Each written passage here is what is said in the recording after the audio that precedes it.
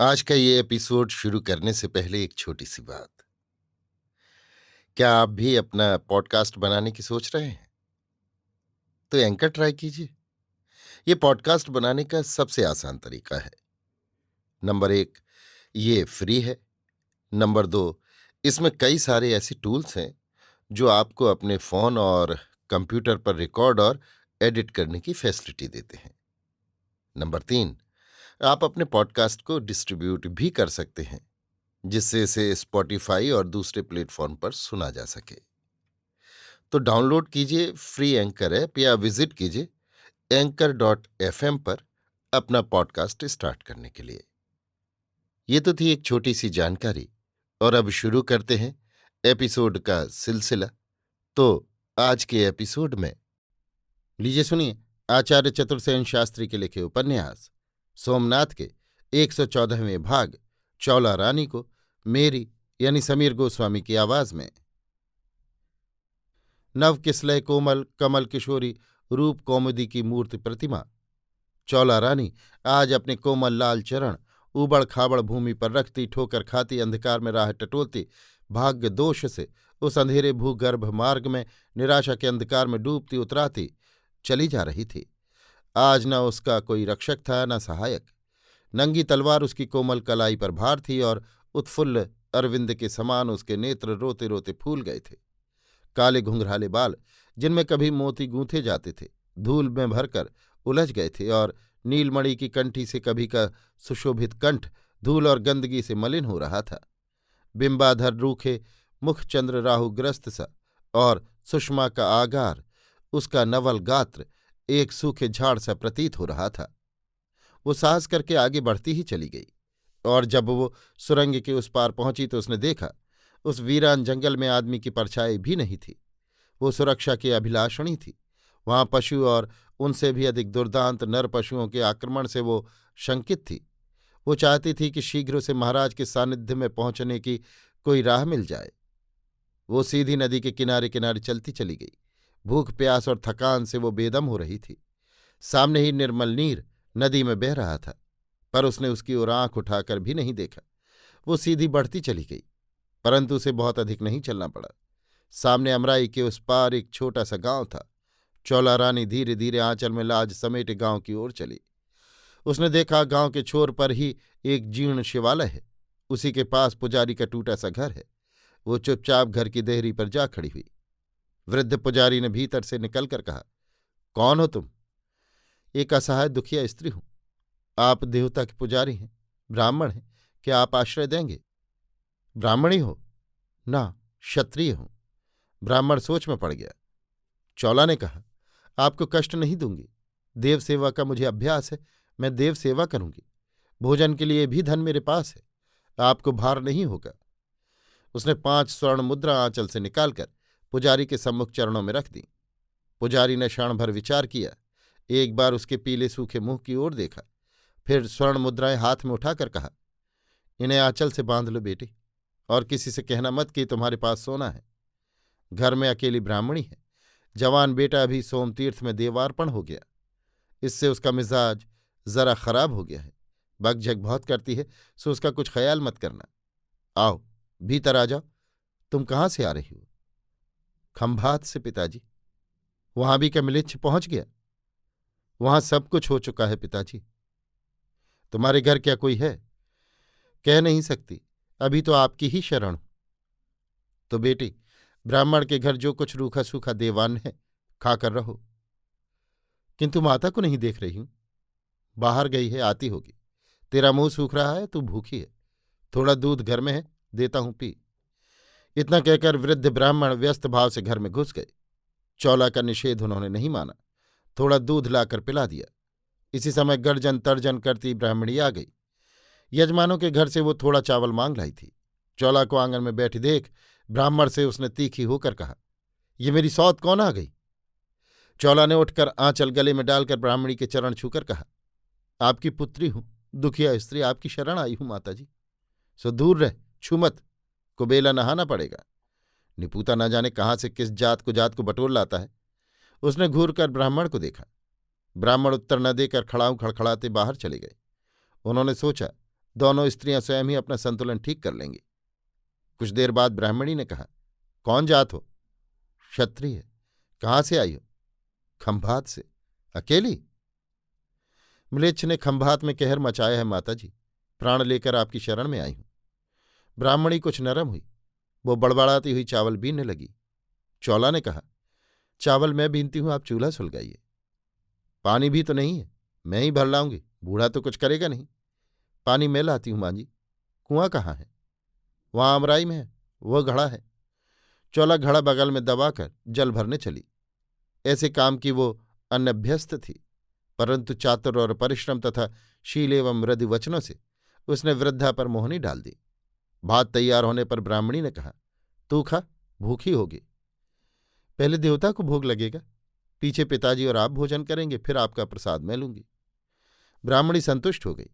चौला ने घर की झाड़ बुहार से लेकर देव सेवा तक सब काम अपने हाथ में ले लिए। वो उस घर की एक सदस्य बन गई। ब्राह्मण दंपत्ति उसे बेटी समझने लगे, परंतु चौला रानी वहां आयु काटने तो आई न थी। उसे जितना शीघ्र संभव हो महाराज भीमदेव की सेवा में आबू पहुंचना था। वो अपने मन का अभिप्राय कैसे ब्राह्मण पर प्रकट करे, ये निर्णय नहीं कर पाती थी। वो अपना परिचय देना भी ठीक नहीं समझती थी। ब्राह्मण उसकी शालीनता सोचकर संदेह करता था कि ये अवश्य कोई बड़े कुल की स्त्री है, परंतु ब्राह्मणी के डर से वो उस पर किसी भांति कृपा नहीं कर सकता था। ब्राह्मणी यद्यपि अपेक्षाकृत उस पर सदैव थी, परंतु अपने स्वभाव के अनुसार वो सदैव खींचती रहती थी। दिन बीत रहे थे और पाटन के समाचार विकृत होकर उसके पास आ रहे थे। उन समाचारों का सार यही था कि पाटन में इस्लामी राज्य कायम हो गया है। अमीर ने सब सेठ साहूकारों का कत्ल कर दिया है और गुजरात के राजा वल्लभदेव और भीमदेव भाग गए हैं। ये सब समाचार सुन सुनकर चौला रानी बहुत घबराती, कभी छिपकर रोती, कभी उसका रोना ब्राह्मण पर प्रकट हो जाता है, कभी नहीं। परंतु एक दिन ब्राह्मण ने उससे बात की। उसने कहा, लक्ष्मी बेटी, तू अपने मन की बात मुझसे कह और ये भी बता कि तू कौन है और मैं तेरी क्या सहायता कर सकता हूं। चौला ने कहा, यदि आप किसी भांति मुझे आबू पहुंचा दें तो बड़ी कृपा हो। खर्च मेरे पास है। आबू में कौन है? मेरे पतिदेव हैं। इतने दिन बाहर रहने पर वे तुझे रखेंगे? रखेंगे। उनका नाम क्या है बेटी? वो वहीं चलकर बताऊंगी। ब्राह्मण फिर सोच में पड़ गया। उसने कहा, बहुत कठिन है बेटी, राह में पाटन है, वहां म्लेच्छ का राज है। सुना है वहां बहू बेटी की आन नहीं है। म्लेच्छ जिसे पाते हैं पकड़कर ले जाते हैं। मैं दुर्बल ब्राह्मण तेरी रक्षा नहीं कर सकता। परंतु चौला साहस कर चुकी थी। उसने कहा, पिताजी मैं भेष बदलकर पुरुष वेश में आपके साथ जाऊंगी। ब्राह्मण को कोई नहीं सताएगा। फिर मेरे पास तलवार है, आप चिंता न करें। ये 10 मोहरे हैं, इन्हें माताजी को दे दीजिए, वे संतुष्ट हो जाएंगी। मेरे पास खर्च के योग्य और भी मोहरे हैं। अंततः ब्राह्मण राजी हो गया। सोना पाकर ब्राह्मणी भी राजी हो गई और एक दिन खूब भोर में सूर्योदय से प्रथम ही चौला ब्राह्मण कुमार का वेश बना, वस्त्रों में तलवार छिपा, यथासंभव अपने रूप को अप्रूप कर वृद्ध ब्राह्मण को संग लेकर घर से निकल पड़ी। राह बाट में जो मिलता वही पाटन की भयानक बातें सुनाता।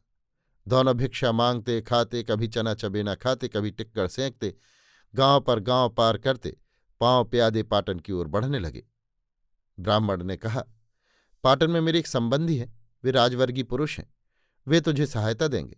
मैं तुझे वहां तक ले चलता हूं, फिर आगे जैसी वो राय दें करना, इसी में तेरा भला होगा। चौला ने स्वीकार किया। वो पाटन की ओर ज्यों ज्यों बढ़ने लगी उसे प्रतीत होता था कि वो बाघ के मुंह में जा रही है, परंतु उसने साहस नहीं छोड़ा। अंत में वो ठीक उस दिन पाटन में पहुंची जिस दिन बंदी मुक्त किए गए थे और पाटन में हर्ष की लहर लहरा रही थी। इस दिन चौकी पहरे का भी विशेष प्रबंध न था। वृद्ध ब्राह्मण और उसके युवा पुत्र की ओर किसी ने लक्ष्य नहीं किया। गोधूली बेला में वे दोनों लोटा, लकुटिया और सत्तू की पोटली कंधे पर रख चंड शर्मा के द्वार पर जा खड़े हुए। बहुत काल बाद चंड शर्मा अपने पुराने संबंधी को देखकर बड़े प्रसन्न हुए। उन्होंने दोनों का स्वागत सत्कार किया, परंतु वे छद्म वेशी ब्राह्मण कुमार को बारंबार ध्यान से देखने लगे। उन्होंने नेत्रों ही में पूछा, यही क्या आपका पुत्र है? ब्राह्मण ने आंखों में आंसू भरकर कहा, मेरा पुत्र तो सोमतीर्थ में मिलेच्छों का भोग हुआ। ये युवक तो अपना परिचय स्वयं देगा। इसी को आपके पास लेकर आया हूं। अभी इसके आहार विश्राम की व्यवस्था कर दीजिए। स्वस्थ होने पर चौला ने अपना इस प्रकार परिचय दिया कि मैं खंभात में चौला रानी की परिचारिका थी। चौला रानी से मेरा खंभात की भगदड़ में साथ छूट गया। अब मुझ विपत की मारी को इन ब्राह्मण देवता ने आश्रय दिया। ये समाचार सुनकर चंड शर्मा को आश्चर्य भी हुआ और प्रसन्नता भी। उन्होंने कहा, तो क्या तुम्हें मालूम है कि तुम्हारी सखी चौला रानी अपना सब कर्तव्य भूल मिलेच्छ के साथ आई है और राजरानी की भांति रहती है? चौला शोभना के जीवित होने का संकेत पाकर बहुत प्रसन्न हुई। उसने कहा, क्या आप मुझे उसके पास किसी तरह पहुंचा सकते हैं? ये मुश्किल है। उसकी सेवा में जो दासियां नियुक्त हैं सभी मैंने नियुक्त की हैं। मैं तुम्हें उन दासियों के साथ भेज सकता हूं। दूसरे दिन भोर ही में चौला जल की भरी झारी कंधे पर रख दासी के वेश में शोभना के पास दरबारगढ़ के रंगमहल में जा पहुंची। देवी चौला रानी को अपने सम्मुख पाकर शोभना आनंद विवल हो गई। उसने सब दासियों को हटा दिया और चौला से लिपट गई। प्रथम दोनों ने अपनी अपनी व्यथा सुनाई। चौला की सब बात सुनकर शोभना ने कहा, सखी, अब तुम अविलंब यहां से आबू चली जाओ और महाराज को बल दो, जिससे गुर्जर भूमि का उद्धार हो। परंतु तुम, मेरा मरना जीना सब समान है। इससे जब इतना विलंब हो गया है तब थोड़ा और सही। इस दुर्दांत पशु को मैंने पालतू बना लिया है। यद्यपि मेरी भेंट उससे खंभात ही में हुई है और अब वो फिर मेरे सम्मुख नहीं आया है, पर सखी, मैंने अभी उसे ना छोड़ने का ही निश्चय किया है। इसका सबसे बड़ा लाभ तो ये है कि वो तुम्हारी ओर से बिल्कुल निश्चिंत है और यही समझता है कि तुम ही इस पर कृपा दृष्टि रखकर उसका दिया राज भोग रही हो। परंतु सखी, ये खतरनाक खेल कब तक चलेगा? जब सब लोग प्राणों की होली खेल रहे हैं तो ये भी उसी का एक भाग है। अतः इस नाटक को अंत तक चलने दो और देखो अंत में क्या परिणाम होता है। और भी बहुत सी बातें हुईं और फिर अपना अपना कर्तव्य स्थिर करके दोनों सखियां विदा हुईं। इधर चौला रानी के दरबार गढ़ जाने के बाद ही छद्मवेशी दामू मेहता चंड शर्मा के पास आए। चंड शर्मा ने चौला की सखी के पाटन में आने के सब समाचार उनसे कहे। सुनकर शोभना से मिलने और चौला देवी के मन की बात जानने की उत्सुकता से मेहता अधीर हो गए। वे वहीं रुककर शोभना के लौटने की प्रतीक्षा करने लगे। परंतु देखते ही क्षण भर में मेहता ने चौला रानी को पहचान लिया। मेहता आनंद से नाच उठे। उन्होंने आगे बढ़कर नम्रतापूर्वक उन्हें प्रणाम किया। चंड शर्मा को ये सुनकर कि चौला रानी यही है, बड़ा आश्चर्य हुआ। शोभना ने अमीर को अच्छे नाटक में फंसाया है, ये सुनकर ये पाटन का चाणक्य बहुत हंसा। उसने शोभना की भूरी भूरी प्रशंसा की। फिर दोनों कूटनीतिज्ञों ने मिलकर यही निर्णय किया कि जो कुछ हो रहा है वही ठीक है।